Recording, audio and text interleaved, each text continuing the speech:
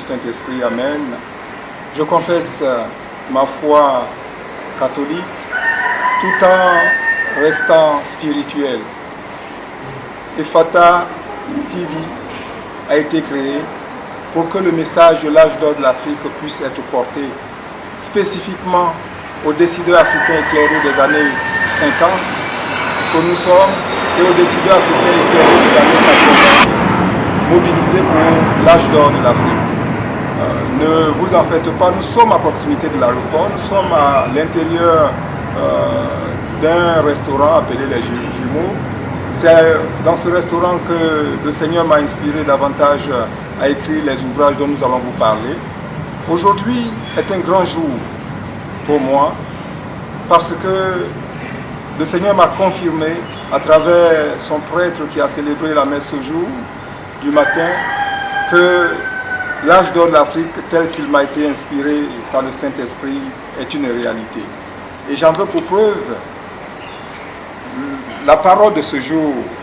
Et cette parole cadre avec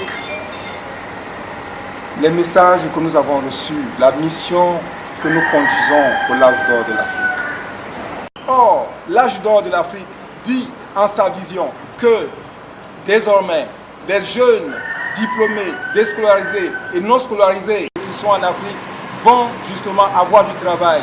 Et c'est eux qui vont faire en sorte que cette sorte de malédiction qui frappe l'Afrique en plein de mots soit justement un souvenir oublié. Et le prêtre de Jésus, ce jour, a dit une parole formidable. Que Jésus, c'est encore des personnes, des hommes et des femmes en ce monde qui ont une parole à donner, qui parlent vrai, mais qui ne seront pas écoutés. Mais quel que soit l'accueil de cette parole, le Seigneur a mis à cœur à son serviteur de dire, il faut persévérer. Alors écoutez la parole en Jean chapitre 7, verset 40 à 45. La foule entend les paroles de Jésus et quelques-uns disent, c'est vraiment lui le prophète. D'autres disent, c'est lui le Messie. Mais d'autres encore disent, le Messie ne peut pas venir de Galilée. En effet, on lit dans les livres saints, le Messie sera de la famille de David. Le Messie viendra de Bethléem, le village de David.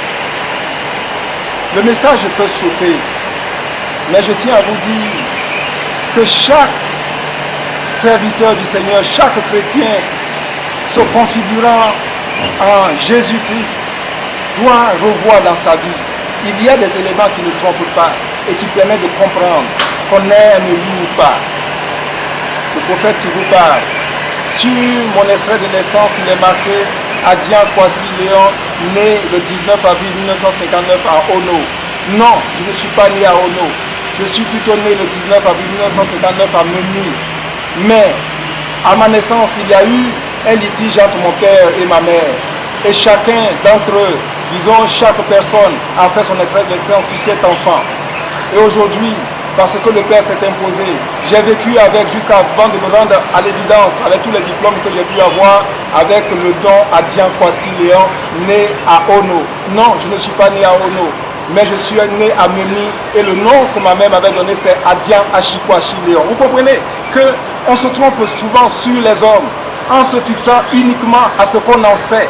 Mais le Seigneur, lui, à l'intérieur de cet individu, est en train de travailler et lui donne de donner le message. Et je remercie le Seigneur pour avoir donné à son serviteur, ce prêtre de Jésus, de donner ce message ce matin. C'est, tu as une mission. Si tu as un message que tu donnes, et si cette vérité-là dérange, et s'il y a des personnes qui acceptent ou n'acceptent pas, ce n'est pas là le problème. Il faut avancer, et il faut croire en ce que le Seigneur t'a dit. Il faut croire que l'Esprit te guide. Et le seul discernement, c'est de savoir si le message que tu portes, c'est pour la gloire de Dieu et le salut du monde. Chers Daïe, décideurs africains éclairés d'aujourd'hui, des années 80, chers Daïe, décideurs africains éclairés de demain, des années 80, je vous donne ce message. Au-delà de toute considération, sachez qu'il n'y a qu'un seul discernement. Si la mission que vous avez reçue est pour la gloire de Dieu, Yahvé Sabaoth, en son Fils Jésus-Christ et pour le salut du monde, alors continuez. C'est une mission divine.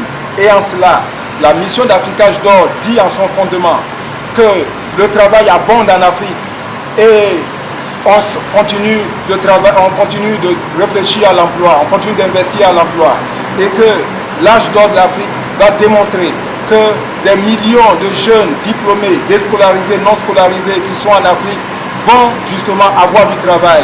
Et c'est eux qui vont faire en sorte que cette sorte de malédiction qui frappe l'Afrique en plein de mots soit justement un souvenir oublié.